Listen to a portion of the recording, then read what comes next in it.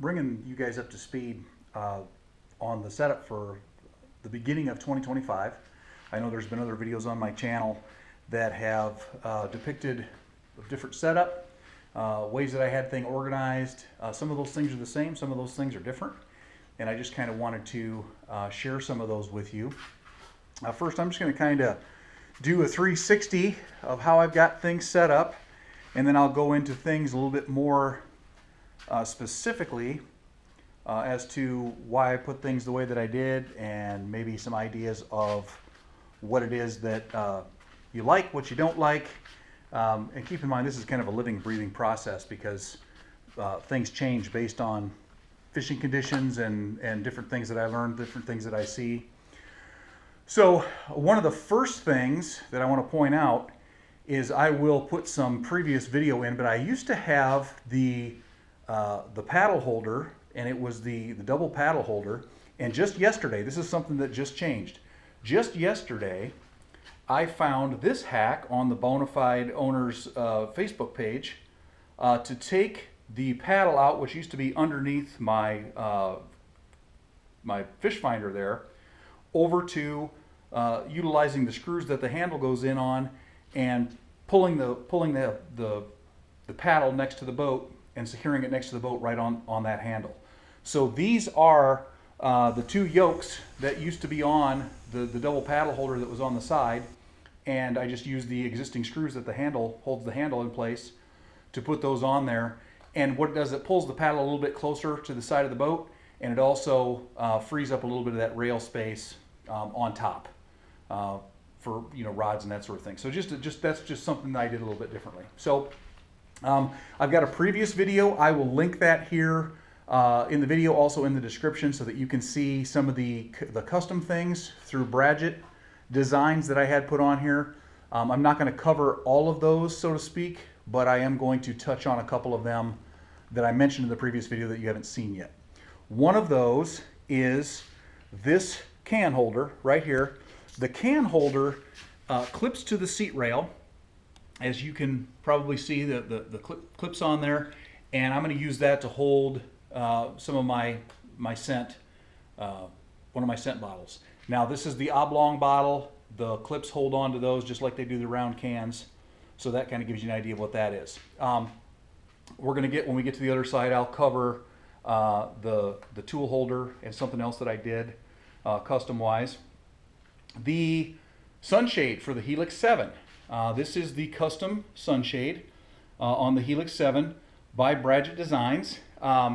This fits right, it just slides right down over the top of the unit, and I like that feature because what I do when I take the graph off when I'm traveling is I will be able to pull that off, and I've got a cover that goes over the face of the unit so that it doesn't get scratched in transport. So it allows me to do that really quick, and I can store that in my hatch. You notice the net, the Anchor Wizard. The Anchor Wizard, I did create my own plate last fall or last summer, and the reason I put the Anchor Wizard on the front, I've been experimenting with a few things, and last year I kind of came up with a system. What I would do is I would go down a stretch of bank with the wind and mark different points of structure, rocks, brush piles, stumps, that sort of thing on my graph, and then I'd turn around, go back into the wind, since I was going to, most people that are fishing a kayak, regardless of where you anchor, typically your boat vanes into the wind. It just vanes with the wind. That's just the way it is. So I made it on the front, the Anchor Wizard on the front, so I can drop anchor once I reach the point. I'll use my casting rings on the Helix and get me within a certain distance, and then I can anchor if I need to thoroughly fish a piece of structure without getting blown over the top of it or drifting over the top of it, because the wind actually pulls me away from that. So the custom tool holder, I wanted to get a little bit of a close-up on that as well. This is the tool holder by Bradget Designs that he designed for me specifically for the P127, and it allows me to hold a fish grip, my pliers, got my line cutter. I've also got a little knocker there for baits, and then this over here, this is it's a pocket organizer that I found on Amazon. It's designed for you to put multiple things in, store them in your pocket without all of them banging around in there. And so I've got my my tool for putting wacky rings on, a knife, a Sharpie, and then a pair of forceps for those persnickety ones if you got to go in around the gills to get a bait out, something like that. So underneath the seat, I will get a little bit closer up on this. 2 tackle boxes. The way that my measuring board is stowed, I will put that in here in just a second. We'll get a little more detailed on that.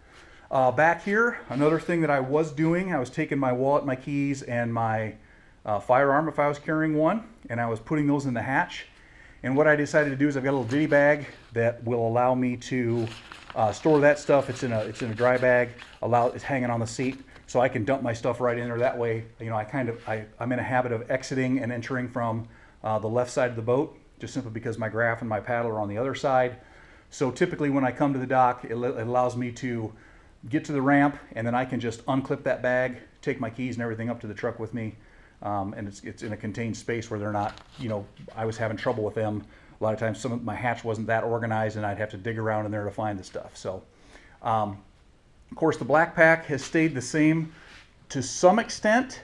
I will show you guys here. I did reorganized. I took one of the 3700 boxes out. The 2 terminal tackle boxes are still in there. My cooler's still in there, but I've got a large space now. That happens to be my rain jacket. I could store my rain gear in there with no issue. Some other stuff, just freeing up some space in the bottom of the pack. Flag is gonna be where it is there. You can see that. But what I'm going to do here is I'm going to bring in for a little bit of a close-up on the board storage and then the tackle box storage, and explain that a little bit, and that'll conclude the tour of the boat. So let me get this set up here so you can see it well. I wanted to get this at an angle so that you guys could see underneath. Basically what I did is I took some Velcro, and I have the Ketch Board, it's a holder that Ketch produces, and I just Velcroed it under the seat, and it allows me to store my board under the seat without allowing it to bang around. It secures it there, and it gives me some room in the front of the seat to access the board, but not so the board sticks out to where I'm going to hook it with my heels when I go to stand up in the standing position. So that worked out really well. Once I put the 2-inch seat risers under the seat, it raised it up enough that I have access to be able to do that comfortably. I could store other stuff under there more than likely as well. So, okay, so I was kind of in a dilemma. I used to have a junk drawer on the right side over here as you're facing the front of the boat. My right, your left. And then I had a 3700 box. It was the flex box on the other side. Now I've got 2 3700 flex boxes.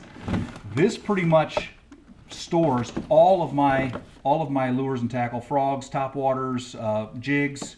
There's room in here for a couple of A-rigs. I've got some larger swim baits in there, all my spinner baits, all my buzz baits, all that sort of thing. And then that slides in on that side.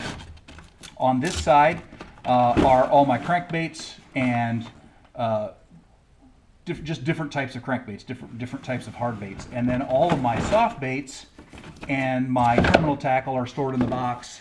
The soft baits are available to me on the top of the black pack in the short stack. So the short stack, again, this is where I'm going to store, kind of in a file, like I said in my last video, the file foldery manner allows me to store the type of baits that come in a blister package, you know, swim baits, that sort of thing, a little bit of bag of terminal tackle of things I use frequently, and then the baits that I'm going to be using as far as trailers and worms and that sort of thing. And then of course I've got my line for my leaders. So that's going to stay the same. So basically that's going to be the setup for what we have for the spring. And I may decide I don't like the way the paddle is mounted. I may decide that I want to move my graph. I may decide, you know, other stuff, that there's other stuff that I'd rather have under the seat than those 2 boxes. And I will link those items in the comments so that you guys can have access to those as well. So I love this boat. I know there's a lot of motorization happening right now in the kayak fishing world. I haven't moved that way yet. I enjoy my pedals. I enjoy getting a little bit of exercise when I'm out there. It allows me to move pretty quickly.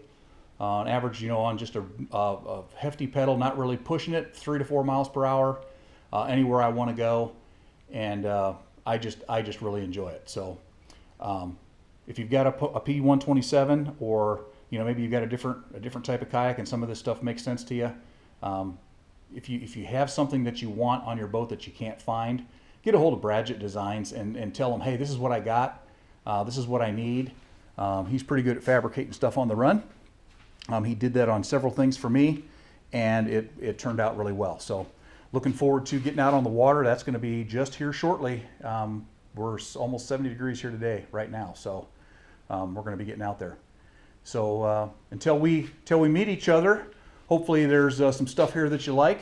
You know, feel free to make some comments or whatever. But until then, we'll see you on the water.